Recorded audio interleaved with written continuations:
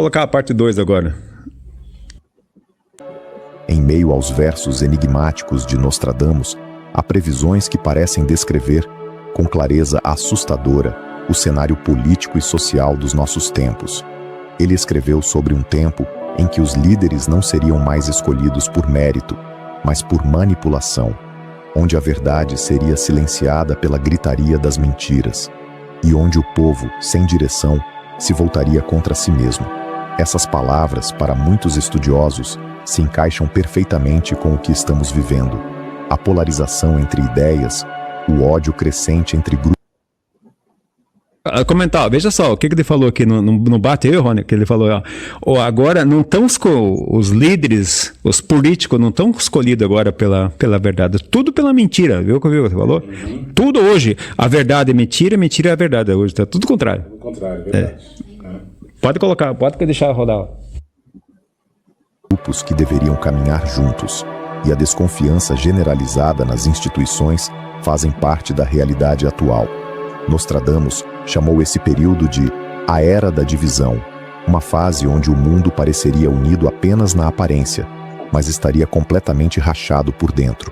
Ele também alertou sobre o surgimento de novos líderes com aparência de cordeiro, mas atitudes de lobo, homens e mulheres que falariam em paz, mas tomariam decisões que levariam nações inteiras à ruína. A profecia cita ainda um grande impostor que surgiria em meio à confusão, sendo aclamado como Salvador, mas cujas ações trariam ainda mais destruição. O ano de 2026, dentro desse contexto, aparece como o ponto de ruptura, o momento em que essas forças escondidas deixariam de operar nas sombras e viriam à tona de forma escancarada. Não se trata apenas de política, trata-se de um colapso moral e espiritual, onde valores antigos seriam abandonados e o que antes era visto como mal passaria a ser aceito como normal. Tudo isso foi escrito há quase 500 anos, mas basta olhar ao redor com atenção para perceber que essas previsões não parecem tão distantes. Nostradamus não escreveu para amedrontar, mas para alertar. E a pergunta que fica é: ainda há tempo de evitar o que ele viu? Um dos trechos mais estudados da profecia de 2026 fala sobre o início de uma guerra que não começaria com tiros, mas com palavras. Nostradamus escreveu: quando o silêncio for quebrado por promessas vazias, as nações se armarão em segredo, e o primeiro golpe não será ouvido, mas sentido. Essa descrição tem gerado preocupação entre estudiosos, pois se encaixa com o cenário atual de tensão mundial. O texto continua dizendo que o mundo se dividirá em 3 alianças e que o primeiro estopim será aceso por um homem de olhos secos e coração de pedra.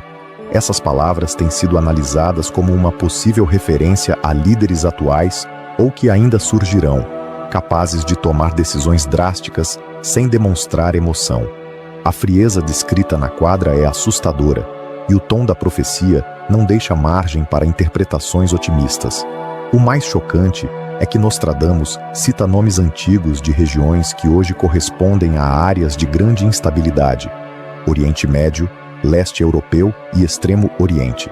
São justamente os locais onde conflitos, ameaças e alianças perigosas têm crescido nos últimos anos. A precisão com que ele menciona esses territórios faz parecer que ele estava descrevendo mapas atuais. Ele também escreveu sobre o colapso das pontes entre os povos, o que muitos interpretam como o fim dos diálogos diplomáticos. Um tempo em que as nações deixariam de conversar e passariam a agir por impulso. E esse impulso, segundo a profecia, daria início a algo muito maior do que uma guerra entre exércitos. Seria uma batalha pela alma da humanidade. A data apontada para essa virada? 2026. E há quem diga que os primeiros sinais já começaram, e isso ainda não é o mais surpreendente. Entre todas as imagens fortes escritas por Nostradamus, uma das mais misteriosas é a do fogo que cairá do céu, queimando o solo e calando as multidões. Essa frase aparece mais de uma vez em suas quadras, sempre relacionada a períodos de grande mudança e sofrimento.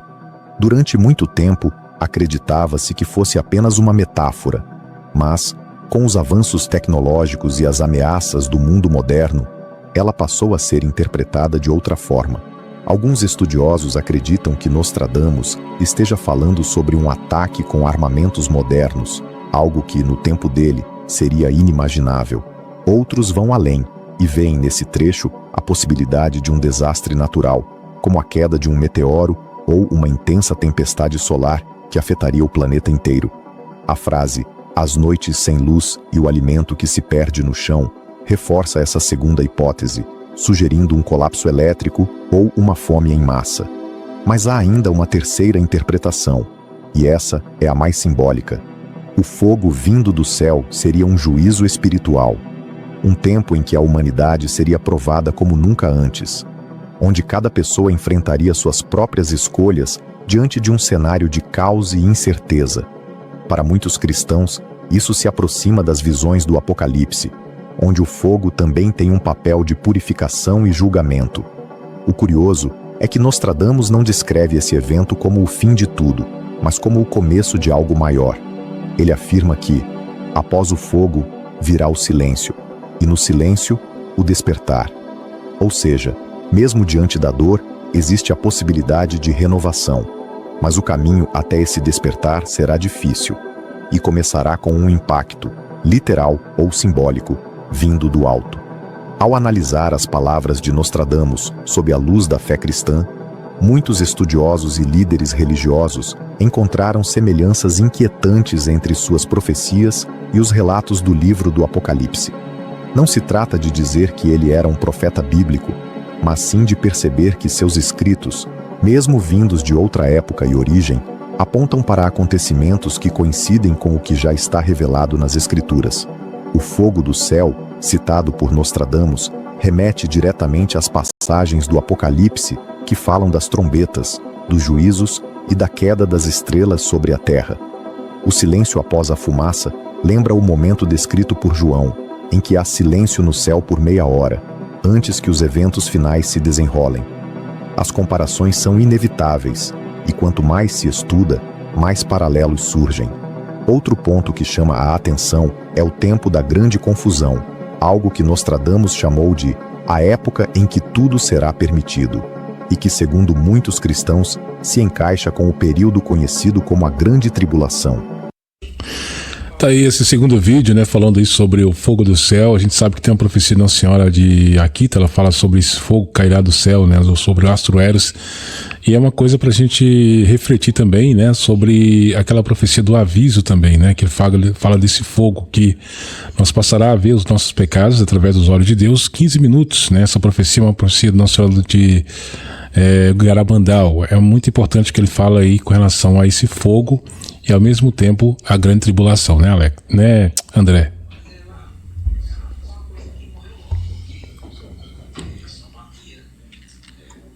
Isso, Rony, né? O fogo espiritual, né, que fala nas profecias, fala na mensagem, que vai ser o momento onde o justo vai ficar cada vez mais próximo de Deus.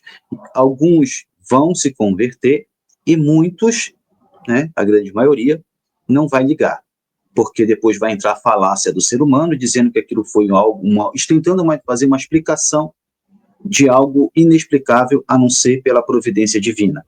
Mas eles vão tentar explicar e muitos vão cair no esquecimento e não vão se preocupar muito com isso. Tem esse momento que ele fala no vídeo do fogo, não sei se vocês perceberam no primeiro vídeo, tem um trechinho que ele fala assim, que vai ter que o calor vai aumentar e um fogo que não vai conseguir ser apagado.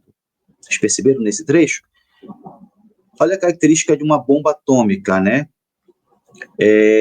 A bomba atômica, aquela que caiu, que foi jogada no Japão, em Hiroshima e Nagasaki, não era uma bomba moderna, uma bomba um tanto quanto, digamos, antiquada e ultrapassada, apesar de que a China, a própria Rússia, que é a maior detentora de bomba de ogivas nucleares do mundo, junto com os Estados Unidos e a OTAN, né, ela, apesar dela ter muito dessas armas, dessas bombas, vamos dizer, ultrapassadas, ela já tem muitas bombas que já são modernas, que são as bombas termonucleares, que são bombas que são muito mais potentes que a bomba atômica.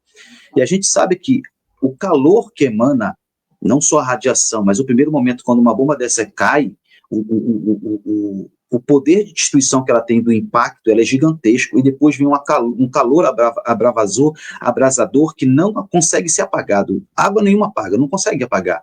E ele vai explodindo por quilômetros e quilômetros e quilômetros. Isso é uma bomba atômica comum. Hoje, a bomba termonuclear, só para vocês terem uma ideia, ela não precisa mais de urânio, né? Ela usa o hidrogênio, que é onde se encontra no ar, principalmente aqui na minha região, que a gente respira praticamente água. Então, essa bomba atômica, essa bomba termonuclear, ela tem um poder de explosão e um poder de alcance muito maior que a bomba nuclear convencional, a qual o mundo viu sendo testada em Hiroshima e Nagasaki. Só para você ter uma ideia, a bomba termonuclear, para ela ser explodida, você precisa explodir antes uma bomba nuclear. Então, para dar o gatilho para explodir uma bomba termonuclear, você precisa de uma bomba nuclear. Então, o tamanho da destruição dessas bombas é gigantesco, tá? Isso eu estou pegando lá do primeiro vídeo, tá, Rony, seu Eugênio? Então, assim,